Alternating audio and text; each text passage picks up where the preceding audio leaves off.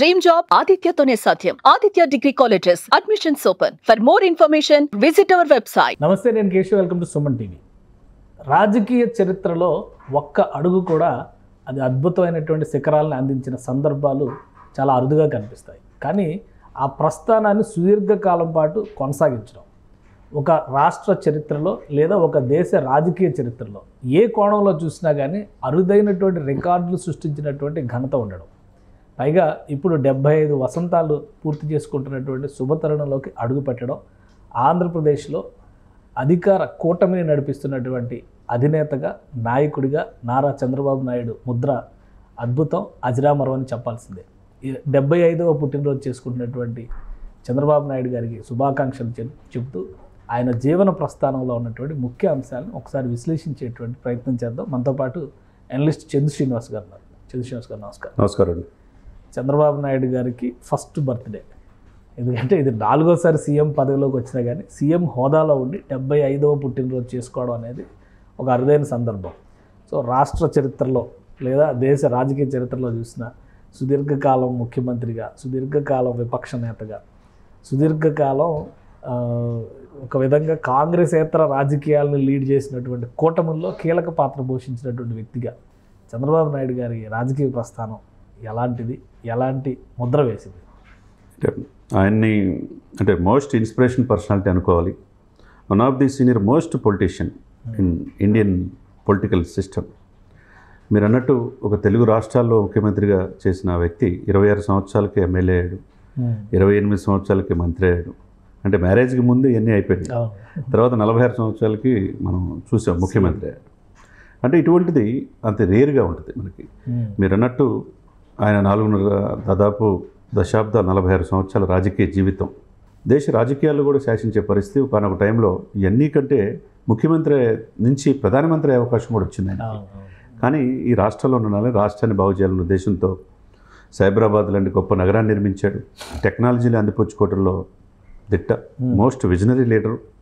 అదేవిధంగా మారుతున్న పరిస్థితులకు అనుగుణంగా రాష్ట్రాన్ని తన దేశంలోనే అగ్రగామి చేయాలని ఎప్పుడు తలంపుతూ ఉండేవాడు. ఆ విధంగా ఈ రోజున 75 సంవత్సరాల్లో ఆయన అనేక ఒడిదుడుకులు, ఆయన ఏం పూలపాల్పుగా ఏమి ఉండలే. యూనివర్సిటీలో చదువుకున్నప్పటి నుంచి ఒక పోరాట ఎదురుగా ఉన్నాడు, ప్రజల సమస్యల కోసం పోరాడాడు. హైదరాబాద్ నగరాన్ని నిర్మించిన తర్వాత, అధునాతనమైన సైబరాబాద్ నిర్మించిన తర్వాత ఈరోజు దేశ విదేశాల్లో ఎప్పుడు కూడా ఏ ముఖ్యమంత్రులు ఇక్కడికి వచ్చినా, రాష్ట్రం విడిపోయినా ఆయన గురించి చెప్పుకుంటాడు. అంత విజనరీ. ఇప్పుడు ఓఆర్ఆర్ కావచ్చు, ఇంటర్నేషనల్ ఎయిర్పోర్ట్ కావచ్చు, అని కూడా ఎన్నో ఒక ఎత్తు అయితే ఆయన జీవించిన కాలంలోనే ఈ దేశానికి గొప్ప వ్యక్తిని రాష్ట్రపతిని అందించాడు. సిఫార్సు చేశాడు అబ్దుల్ కలాం గారు లాంటి వ్యక్తి. ఒక దళితుడిని లోక్సభ స్పీకర్ని చేశాడు, జిఎంసి బాలయోగి లాంటి వ్యక్తిని. ఇవన్నీ ఒక ఎత్తు అయితే తన రాష్ట్రం కోసం ఎప్పుడు కూడా వెనకడుగు వేయలా. దేశ రాజకీయాల వైపు ఆయన చూడలేదు, ఢిల్లీ గద్ద ఎక్కుదామని అనుకోలే. నేను పుట్టిన ఆయన ఎలక్ట్ చేయాలి. ఎన్టీ రామారావు, స్వర్గీయ ఎన్టీ రామారావు గారు అల్లుడిగానే కాకుండా ఆయనకంటూ ఒక డిసిప్లిన్గా ఒక గడ్డిపేటలో ఒక ట్రైనింగ్ ఇచ్చే పరిస్థితి నుంచి ఆయన ఎదిగిన తీరు అనేది మనం చాలా అప్రిషియేట్ చేయాలి. అంటే చంద్రబాబు నాయుడు గారిని రాజకీయ నాయకుడిగా చూసేటువంటి కోణంలో చాలామంది అటు విమర్శించే వాళ్ళు ఉంటారు, ప్రశంసించే వాళ్ళు ఉంటారు.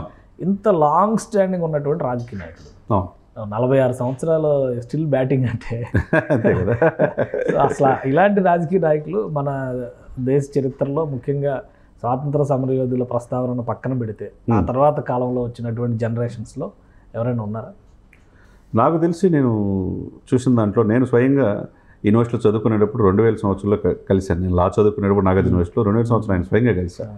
ఆయనలో గొప్పతనం ఏంటంటే, ఆయన మనం అవతల వాళ్ళు తెలిసినా తెలియపోయినమ్మా మీ పేరేంటి, ఏం చేస్తున్నారు, పలకరింపు అనేది చాలా ఆత్మీయంగా ఉంటుంది. భుజం మీద చేసే ఇది అప్పటికి ఇప్పుడు ఉంది.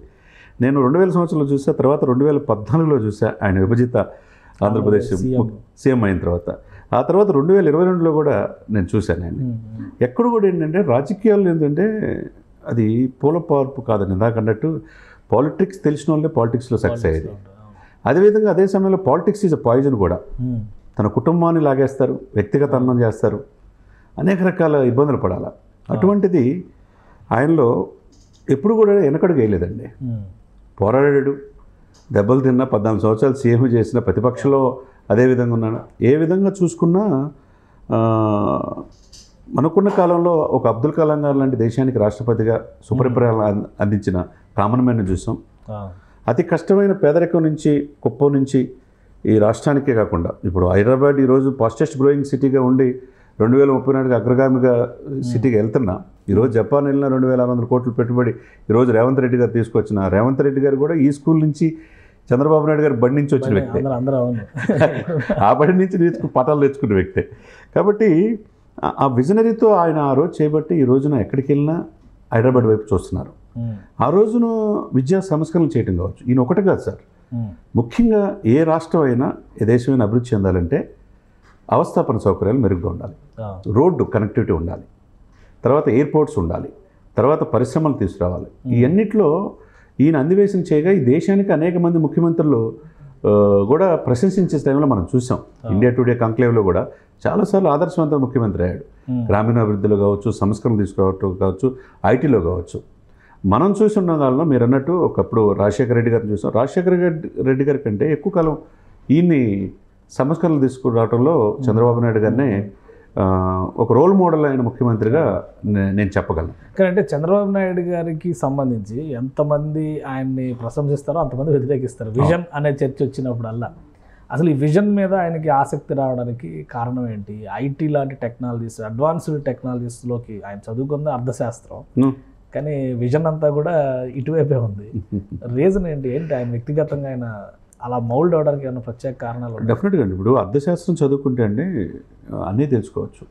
ఇప్పుడు ఆడమ్ స్మిత్, రగ్నార్ మార్క్స్, ఎంత wealth of nations, Karl Marx, ఇవన్నీ కూడా ఎకనామిక్స్లో ఉంది. అంటే ఆ విలువ తెలుసు. ఆ విధంగా ఎకనామిక్స్ నుంచి చదువుకున్న ఆ ఎకనామిక్స్లో ఫాస్టెస్ట్ గ్రోయింగ్గా రాష్ట్రాన్ని అభివృద్ధి పదాన్ని ఏ విధంగా తీసుకెళ్ళాలి, అంది వచ్చిన అవకాశాన్ని మిగతా దేశాలతో పాటు అక్కడ సంస్కరణ ఎలా తీసుకురావాలనేది మనం చూసాం. మనకి ప్రజల వద్దకి ఇప్పుడు జన్మభూమి అనేది యూనివర్సిటీ చదువుకునేటప్పుడు మేము చూసాం. కాలేజీ డేస్లో ఎక్కడో దక్షిణ ఆఫ్రికా నుంచి సీమో లండాంగ్ అనే ఇది నుంచి తీసుకున్నాడు ఇక్కడ. అది నిజంగా గ్రామాలకి ఇన్వాల్వ్ చేయటమే ఒక మంచి సంస్కరణ తీసుకొచ్చాడు.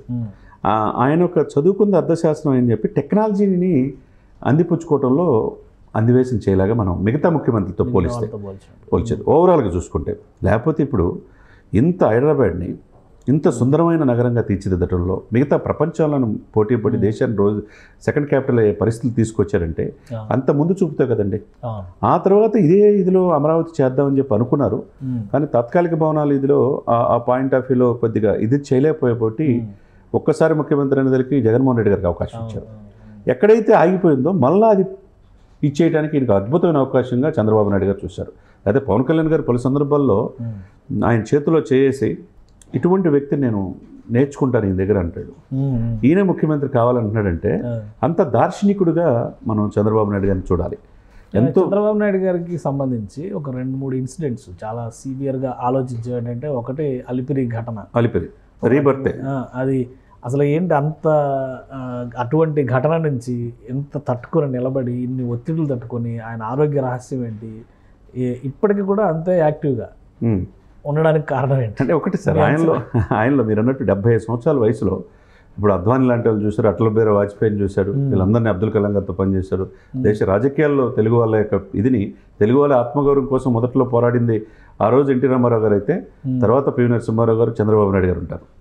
ఆ తెలుగు వాళ్ళ యొక్క ఉనికిని ప్రపంచవ్యాప్తంగా తెలియజేశారు. ఎక్కడ అమెరికా వెళ్ళినా, ఎక్కడ సింగపూర్ వెళ్ళినా, మలేషియా వెళ్ళినా బాబు గారు సీఎం అనే పరిస్థితి వచ్చిందంటే ఈయనలో గొప్పతనం ఏంటంటే ఆయన ఆరోగ్యపు అలవాట్లు కావచ్చు, మక్కువ అనే ధైర్యం కావచ్చు, యోగా చేసుకోవడం కావచ్చు, ఒక డిసిప్లిన్.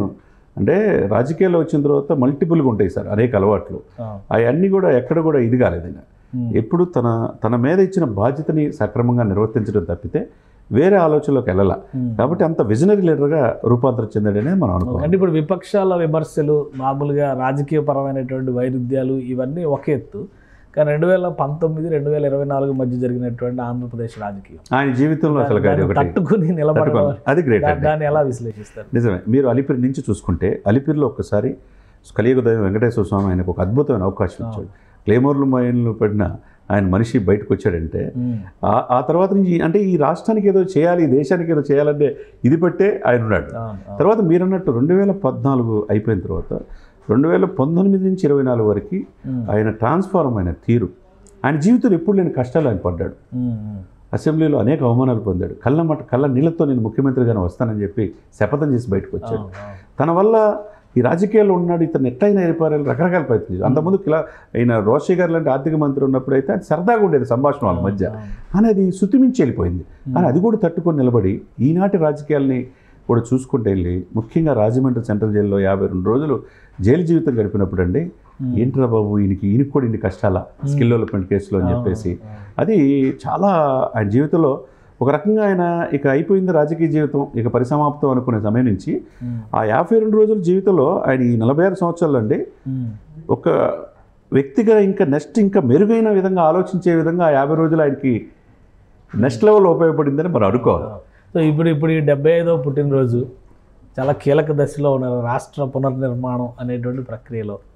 సో ఆయన ఈ రాబోయేటువంటి రోజుల్లో భవిష్యత్తుకి ఆంధ్రప్రదేశ్కి ఇవ్వాలనుకుంటున్నటువంటి గిఫ్ట్ అమరావతి, సో ఇవి సాకారం అయ్యే దిశగా అడుగులు పడడానికి ఎంతవరకు అవకాశం ఉంది? ఇప్పటికి కూడా మళ్ళీ అదే విమర్శలు, గ్రాఫిక్స్ చూపిస్తున్నారు, ఇవి అయ్యేవి కావు, ఇవన్నీ కూడా విజన్ పేరుతో ప్రజలను మభ్య పెడుతున్నారు, అరచేతిలో వైకుంఠం చూపిస్తున్నారు, ఇవన్నీ చెప్తున్నారు కదా. చంద్రబాబు నాయుడు గారి సంకల్పం మాత్రం చాలా గట్టిగా బలంగా కనిపిస్తుంది. రేపు 2వ తారీఖున ప్రధానమంత్రి గారు వచ్చిన తర్వాత ఆ వ్యవహార శైలే మారిపోద్ది అక్కడ జరిగేటువంటి మొత్తం. సో ఇది ఎలాంటి సందర్భంగా మనం చూడాలి? డెఫినెట్గా అండి, అంటే ఇది క్రూషియల్ మూమెంట్ అయినా కానీ ఆయన చేయగలడు, ఆయన మాత్రమే చేయగలడు. ఆయన నాయకత్వం రాష్ట్రానికి అవసరం. మీరు అన్నట్టు మోదీ గారి ఆశీస్సులు ఉన్నాయి, ఆయనకి అనుభవం ఉంది, ఈయనకి పోరాట పట్టం ఉంది పవన్ కళ్యాణ్ గారికి. సంక్షేమం అభివృద్ధి 2 కలుగా వీళ్ళు పనిచేస్తున్నారు. సంక్షేమం వాటిని అభివృద్ధి మర్చారు కాబట్టి జగన్మోహన్ రెడ్డి గారు వద్దనుకున్నారు. 164 సీట్లు 21 మంది ఎంపీలు ఇచ్చింది దానికి అద్భుతమైన పరిపాలన ఇస్తారని. ఏదైతే రాజధాని ఆగిపోయిందో దాన్ని పూర్వవైపును తీసుకురావడానికి అమరావతిని ప్రపంచాన్ని తెలియజేయడానికి ఆయన వంతు శాయశక్తిలా కృషి చేస్తున్నారు. అదేవిధంగా విజన్ 2020 అంటే విమర్శించిన కాడి నుంచి విజన్ 2047 అంటే నిజంగా చంద్రబాబు నాయుడు ఆ రోజు చెప్పింది కరెక్ట్. ఈ రోజు ఈ దిశగా 2020లో చూశారు కదా, 2020లో ఏం జరుగుతుందో అప్పుడే చెప్పారు. అంటే ఒక 20 సంవత్సరాల ముందు ఆలోచిస్తాడు సార్ ఆయన. ఇప్పుడు కూడా అండి డెఫినెట్గా ఈయన ఒక అద్భుతమైన అవకాశం ముఖ్యమంత్రిగా వచ్చింది. దేశం మొత్తం కూడా ఆంధ్రప్రదేశ్ వైపు చూసేటట్టుగా పోలవరం పూర్తి చేస్తాడు 2027 నాటికి. అమరావతి కూడా 2028 లోపు రాజధాని పూర్తయిపోయి ఐకాన్ టవర్స్ కూడా టెండర్స్ కూడా కాల్ఫర్ చేసింది చూసాం. ఇవన్నీ కూడా చూసుకుంటే డెఫినెట్గా రాబోయే 2-3 సంవత్సరాలు చంద్రబాబు నాయుడు గారికి ఒక పరీక్షా కాలం. ఆ పరీక్షల్లో 100% నెగ్గి ఒక మంచి ఆదర్శవంతమైన ఈ ప్రపంచానికి అమరావతి లాంటి అద్భుతమైన రాజధానిని పూర్తి చేస్తాడనేది మాత్రం అందరికీ నమ్మకం. సో ఇంకొకటి, ఇంత సుదీర్ఘకాలం ఒక విపక్ష నేతగా 10 ఏళ్ళ పైన, దాదాపు 15 ఏళ్ళు ఆయన విపక్ష నేతగా ఉండడం, మళ్ళీ ముఖ్యమంత్రిగా ఇప్పుడు 14 సంవత్సరాలు ఇప్పుడు 14 ప్లస్ ఈ 5 ఇయర్స్. సో ఇవన్నీ చూస్తే చంద్రబాబు నాయుడు గారి స్థాయిలో బలంగా ప్రజల్లో నిలబడగలిగేటువంటి రాజకీయ నాయకుడు ఈ జనరేషన్స్లో అసలు తయారయ్యే అవకాశం ఉందా? కష్టం సార్, మనం చూడలేము అనుకుంటున్నాం. ఎందుకంటే ఈ దేశానికి మనం అబ్దుల్ కలాం గారు వచ్చినప్పుడు ఆయన చాలా 47 యూనివర్సిటీలు డాక్టరేట్లు ఇచ్చినాయి, ఐక్యరాజ్యసమితిలో ప్రసంగించారు, ఇటువంటి మిసైల్ మ్యాన్ అని చెప్పి అనేక మంది ప్రశంసించే సమయంలో ఒక వ్యక్తి మాత్రం అతను జీవించే కాలంలో మనం జీవించడం అదృష్టం అన్నాడు, రజనీకాంత్ గారు. నిజమే, అటువంటి అబ్దుల్ కలాం గారిని చూసాం. ఆ తర్వాత అంత అనుభవం ఉన్న తెలుగు రాష్ట్రాల నుంచి వెళ్ళి మోస్ట్ పాపులర్ లీడర్గా, రాజకీయ నాయకుడిగా దేశ రాజకీయాలను శాసించే స్థితిలో 75 సంవత్సరాల వయసులో కష్టపడిన చంద్రబాబు నాయుడు గారిని చూస్తాం. అటువంటి వ్యక్తి మనం ఈ జనరేషన్లో కష్టం చూడటం. రైట్, థ్యాంక్ యూ శ్రీనివాస్ గారు విశ్లేషణ అందించినందుకు. ఇది చంద్రబాబు నాయుడు గారి జీవన ప్రస్థానం 75వ వసంతాలు పూర్తి చేసుకుంటున్నటువంటి తరుణం ఇక్కడ. అలానే ఇప్పుడు రాష్ట్రానికి ఆయన ఒక కీలకమైనటువంటి దిశానిర్దేశం చేసే దశలో ఉన్నారు. ఇది చాలా కీలకమైనటువంటి నాయకత్వం వహించాల్సినటువంటి సందర్భం అని చంద్ర శ్రీనివాస్ గారు విశ్లేషిస్తున్నారు. ఇప్పటి వరకు ఎదుర్కొన్నటువంటి ఒడిదుడుకులు, ఆయన నేర్చుకున్నటువంటి పాఠాలు ఇప్పుడు రాష్ట్రానికి భవిష్యత్తుని డిసైడ్ చేసేటువంటి దిక్సూచిగా మారబోతున్నాయని ఆయన విశ్లేషిస్తున్నారు. ఇది special discussion. Keep watching. Suman టీవీలో మీ పర్సనల్ అండ్ బిజినెస్ ప్రమోషన్స్ కోసం కింది నెంబర్కి కాంటాక్ట్ చేయండి.